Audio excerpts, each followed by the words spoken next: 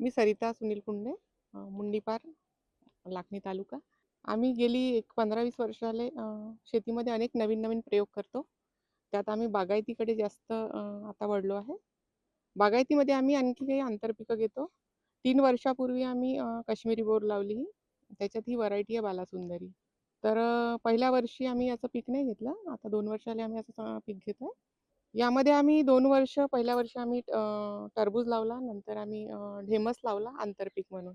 आणि यावर्षी आम्हाला म्हणजे चांगलं उत्पन्न येत आहे. स्थानिक आता इथे स्थानिक बाजारपेठेमध्ये पण आमचा ही बोर जाते. आम्हाला होलसेलमध्ये 55 ते 60 रुपये मिळतो आहे. आणि रायपूरला आमचा माल जातो आहे.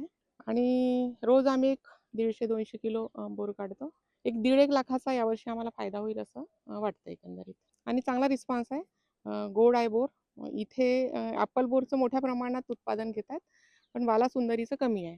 साईज थोडा छोटा आहे, पण खायला अत्यंत चविष्ट आहे आणि गोड आहे ही बोर आणि रिस्पॉन्स चांगला आहे.